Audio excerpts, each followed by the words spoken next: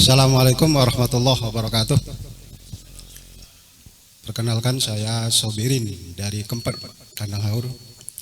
Ingin menanyakan yang tadi diutarakan oleh panitia bahwa yang mendapat rekomendasi peserta horwat adalah 20 orang. Ya Pak ya?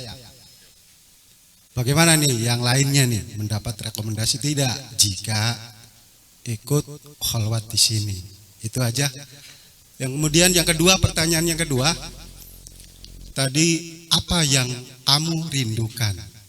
Pertanyaannya adalah apa sih yang saya rindukan pada saat ini atau dan seterusnya. Itu aja. Terima kasih. Assalamualaikum warahmatullahi wabarakatuh. Saya menjawab pertanyaan kedua. Saya tidak menjawab, tetapi saya tidak menjawab, tetapi saya balik bertanya. Ini si aku ini putus cinta karena pacarnya melihat ada orang lain yang bisa menggantikan dia. Akhirnya kami sama orang lain. Tetapi si aku ini masih sering menghayali pacarnya yang sudah menjadi istri orang lain. Pertanyaan saya, bagaimana hukumnya menghayali istri orang lain? Itu saja. Jauh sendiri aja lagi tuh. Ngajal dosa enggak? Akan saya uraikan. Dosa enggak? Dosa. Yang dosa itu enggak ada dosa tangan tuh, dosa mata. Ya dosa ya hati. Karena mata, tangan, kaki itu serdadu, tergantung komandannya. Komandannya siapa? Ya hati kamu. Jadi yang berusaha siapa? Ini ada polisi yang salah, bawahnya Pak Atasan Pak. Tetap aja saya salah. Bapak Jenderal yang disalahin, yaitu mah kopral kok. Ngapain? Saya seperti atasan kok. Tangan kecil kan mengatakan, kenapa kamu ke lorong? Ya saya disuruh, saya menyuruh hati. Ya di hati yang dihukum kan gitu. Makanya al-yawma nakhtimu ala afwahim wa tukallimuna aydihim wa tashhadu arjuluhum. Jadi nanti tangan kaki hanya bukan sebagai tertuduh, bukan tersangka, tapi hanya sebagai saksi kok.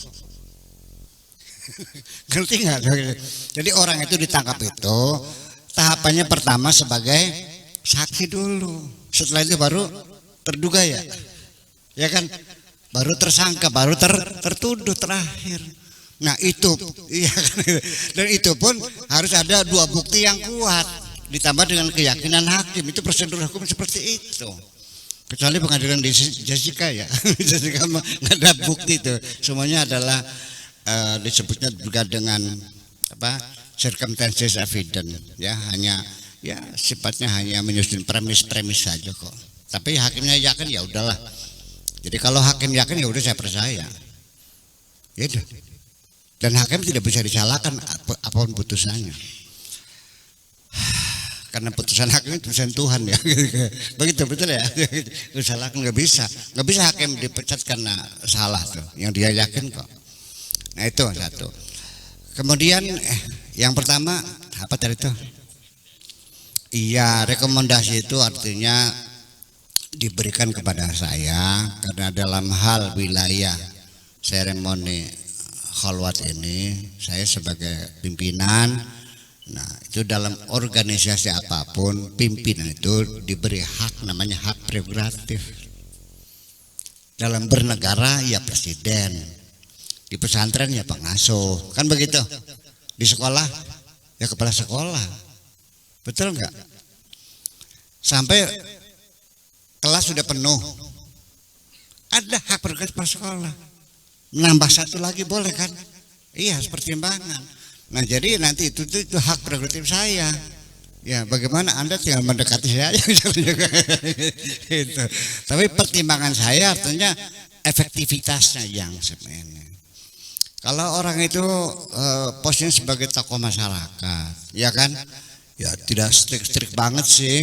Pokoknya dia punya pesantren, muridnya 5.000, minta izin. Betapa naifnya tidak saya izinkan, kan begitu. Kenapa? Ketika ini berhasil Berarti dia punya grassroots, punya santri 5.000, akan meluas kan begitu. Tapi kalau dia sebagai orang sederhana yang di masyarakat juga nggak dikenal alasan kan gitu. Kalau berhasil untuk dirinya saja, artinya kan lain. Ini 5.000 orang nilainya dengan ini satu kan begitu. Jadi bagaimana hak prerogatif itu saya mainkan, yaitu tentunya dengan kebijaksanaan yang bisa saya dapatkan, bukan sembarangan sekedar kedekatan saja, tapi juga ada efektivitasnya. Saya kira begitu persoalannya. Tetapi saya berjanji bahwa kalau memang tidak diizinkan di sini, nggak usah kecil hati, boleh tutup kendang aja dah, ya, yang hadir hari pertama kan gitu, sama penutupan terakhir hadir sholat Idul Adha di sini. Nah selamanya tinggal zikiran online di rumah kan gitu. Ya itu tinggal minta apa doanya sebidang. Ya kasih nanya kamu tujuannya apa? Kalau pengen kaya ya doanya duit sependil. Gitu. Ya kalau pengen kawin saya nanya ada nggak yang dituju perempuannya, ada siapa namanya? Hasanah, ya sudah tinggal hasanah. Nanti juga dileng kok. Begini. Jadi saya tambah lagi. Itu namanya doa-doa pelet tuh, ya. Apa kemat ya? Ada yang baca surat Yusuf yang apa itqala Yusuf li abihi ya bati inni ra'aitu ahada asyara kawasyamsa wal qamara ra'aitum li yusajidun macam-macam lah, ada yang puasa makan sabrang macam. Saya mungkin bilang sekarang namanya siapa? Hasanah, ibunya siapa? Fatimah, Hasanah binti Fatimah, sok diwiridin. Sebetulnya namanya, karena setiap nama orang itu sudah diblok, dia punya vibrasi tersendiri, dia punya frekuensi. Tapi bukan nama bapak, nama ibunya ya. Kenapa nama ibunya? Karena yang pasti dia anak ibunya, karena dia melahirkan. Kalau bapak belum tentu. Di dunia ini banyak anak sisipan kok. Tahu sisipan? Anak perselingkuhan. Itu makanya binti ibunya itu hikmah semacam itu. Sebetulnya berulang-ulang. Ya. Jadi artinya memang bahwa kita ini punya gelombang, punya vibrasi manusianya. Iya. Kalau di radio apa frekuensi ya? Kalau di sela berapa frekuensinya? 969. Nah makanya dalam wiridan itu kenapa kok jumlahnya segini? Itu frekuensinya 969 itu radio sela. Kalau sis FM itu semua punya berbeda-beda. Makanya jangan ngelawan, jangan sekarang aja 1.000 biar hebat. Ya nggak kena jadinya. Dari sini sampai ke Indramayu itu 40 km. Ya sekalian aja. Ya 200. Ya jangan sampai mana? Bukan sana ke timur sana. Sampai ke Brebes ya. Sampai ke Brebes sana. Sampai Pangandaran. Ya kelewatan. Jadi harus pas kalau 308 ya 308, jangan digenapin, nggak bisa. Itu kalau kita 96 ya 9,96, kalau 9,98 kena nggak bisa. Nah itu sudah di plot itu bahwa nama orang itu sudah vibrasinya. Ya. Sampai punya gelombang tersendiri. Nah gelombang ini bisa kita rasakan. Nah kondisi hati kita ini adalah membawa gelombang juga. Kalau orang itu hatinya nggak baik, kita merasakannya kok. Kalau orang hatinya baik, itu kita merasakannya. Bahkan kita kan sering nggak merindukan orang baik tuh. Kalingan aja, betul nggak? Ya kenapa? Ada apa? Itu karena pengaruh gelombang, magnetnya ada. Begini, pernah nggak duduk berdampingan di mobil, di bus dengan orang yang tidak dikenal? Pernah nggak? Pernah nggak merasakan nyaman sekali dengan tetangga itu? Kita sapa, Bapak mau kemana? Mau ke Jakarta. Dari mana aslinya? Oh saya dari Tegal. Gimana, ada urusan apa? Anak cerita ngobrol, apal kaplek sampai tahu Jakarta aja. Nyaman sekali. Pernah nggak begitu? Pernah nggak ketika duduk nggak betah, pengen pindah aja? Pernah nggak? Ada apa sebetulnya? Itu karena kondisi jiwa orang itu nggak benar. Kita tidak nyaman. Itu kita rasakan ya manusia. Nah makanya jadi artinya itu kita merasakan. Kemudian yang bersangkutan yang merasakan enggak, merasakan sendiri sebetulnya penderitanya itu. Sekarang begini, menghayali istrinya teman, dosa nggak hukumnya? Tapi kita kan tidak berbuat, kita kan dalam kamar, dalam selimut, itu kan hanya hayal.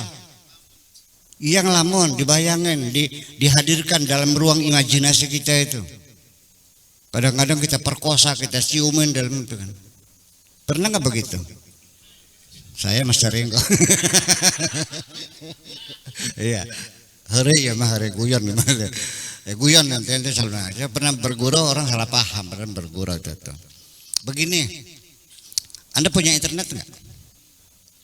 Berselancar nggak? Sok silakan Anda pakai. Anda nggak keluar kamar, di dalam kamar, tidak kemana-mana. Yang berselancar internet. Coba ke situs-situs yang benar. Setiap malam masuk virusnya semua, trojan namanya itu. Lama-lama rusak nggak? Otak kamu juga sama. Makanya mesti dikawal. Tuh software itu juga jangan sembarangan dipakai buat berselancar kemana-mana. Kita jaga. Nah inilah kholwat ini sedang apa namanya melakukan reinstall. Di sini kita mereprogramming lagi, ya supaya dihapus semuanya itu. Ya dong, betul nggak? Kalau sudah softwarenya rusak, itu data bisa hilang kok. Paling tidak lelet ya, buffering nggak bisa habis. Ya ada apa ini semuanya? Semuanya akhirnya kacau semuanya. Jadi orang sekalipun tidak pernah mencuri, tidak pernah melacur, tapi otaknya kotor, masuk juga virus itu. Nah makanya kita mengawal bukan hanya ya perasaan kita, hati kita, pikiran kita, semuanya perlu dikawal. Kalau sudah gitu sudah berselancar ke tempat yang nggak benar, kita tegur, pulang kamu, ngapain sih itu? Kan begitu, kita bisa. Nah itu ya ketika kita menegur apa yang kita lakukan, itulah yang namanya dengan self suggestion. Mensugesti diri kita sendiri artinya menegur diri kita sendiri. Terima kasih begitu.